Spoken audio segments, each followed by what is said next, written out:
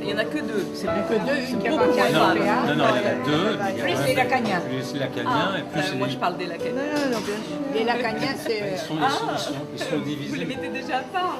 Ils sont très à part dans la. Non, il y a beaucoup, il y a énormément une tendance à s'unifier, je crois d'autant plus qu'il y a toute une, comment dire, tout un travail de sape qui se fait comme en France. À part ça, il y a tout un contexte sociopolitique, je pense, qui crée aussi ça. Et avec les psychiatres, avec les médecins? Alors que les psychiatres, tous ces derniers temps, c'est exactement comme en France, et ils sont en train de faire tout un travail avec la société de psychanalyse, on fait ça en collaboration, pour essayer de redonner le goût à la psychanalyse aux psychiatres.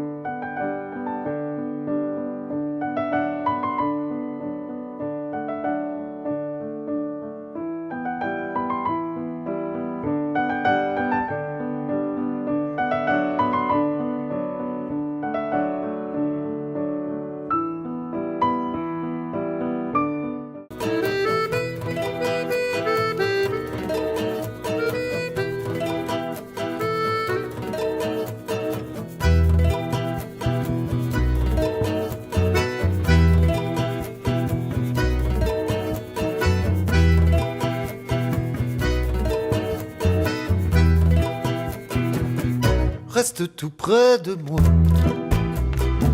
Je t'en prie, ne bouge pas. J'aime bien ce silence, cette césure intense, que rien ne vienne troubler cette tranquillité dans nos corps rassasiés aux lueurs de casse. Bonjour Alex, bonjour Barbara. Et juste deux mots d'introduction pour introduire en fait quel est le prétexte, si je puis dire, de notre rencontre ici. C'est la publication en hébreu du dictionnaire de la psychanalyse de la planche et complète. Vocabulaire. Vocabulaire, pardon. À lui-même. Et oui, et le vocabulaire.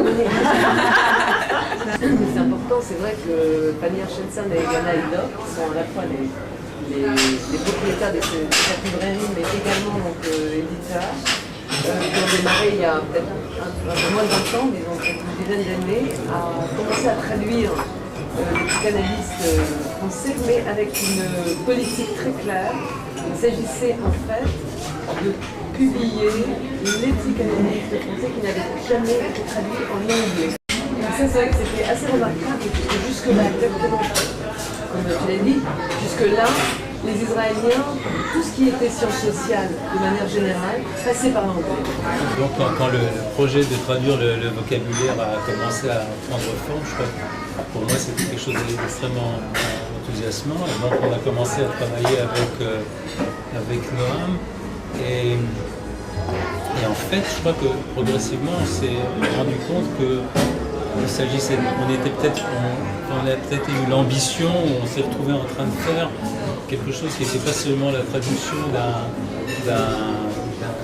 livre, mais pensant que de même que le vocabulaire en France est quelque chose qui avait énormément contribué à stabiliser la langue psychanalytique, puisque c'est un ouvrage de référence, on a pensé qu'en traduisant le vocabulaire, on pourrait peut-être contribuer à essayer de stabiliser la langue psychanalytique, le langage psychanalytique en hébreu. Donc il y a un traducteur, tous ici en fait.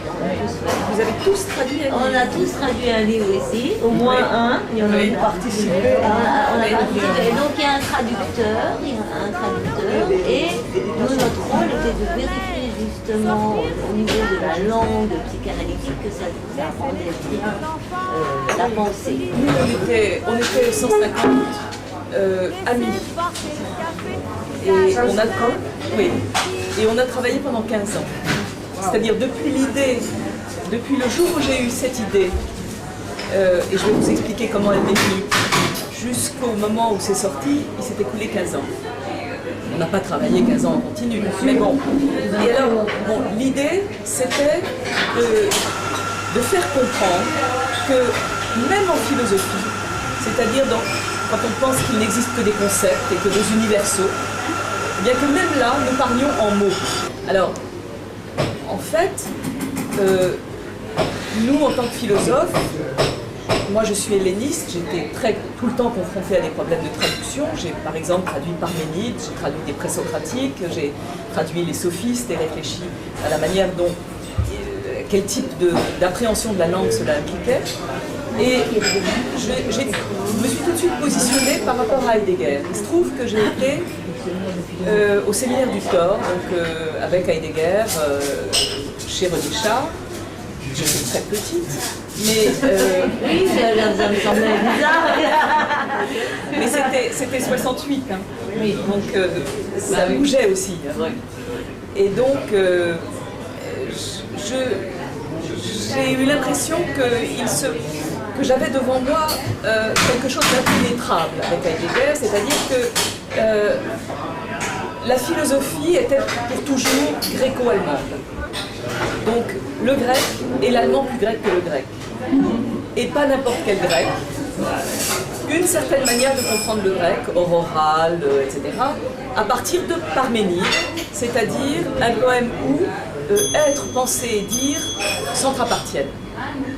Donc, il y a de l'être, la charge de l'homme, et sa fidélité, c'est de le dire, et quand on le dit, on le pense. Et moi, je me suis intéressée à ce qui ne cadrait pas avec ça, en grec. C'est comme ça que c'est venu.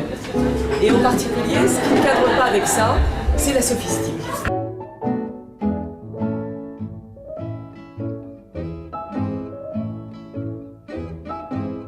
Le pauvre crocodile n'a pas de ses cédilles.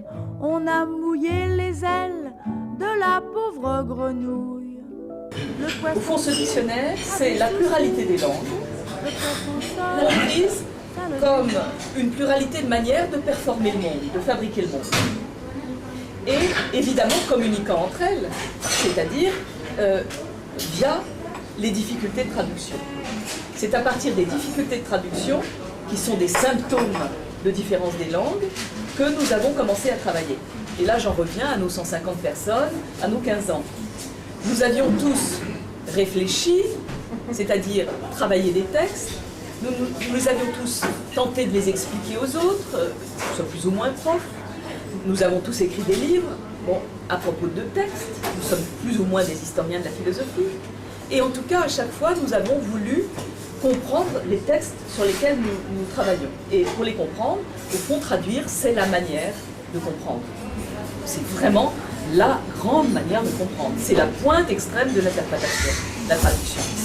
Et sans cesse, nous nous sommes heurtés au multiple. Laissez les oiseaux à leur mère, laissez les ruisseaux dans leur lit, laissez les étoiles de mer sortir si ça leur plaît la nuit. Laissez les petits enfants briser leur tirelire, laissez passer le café si ça lui fait plaisir.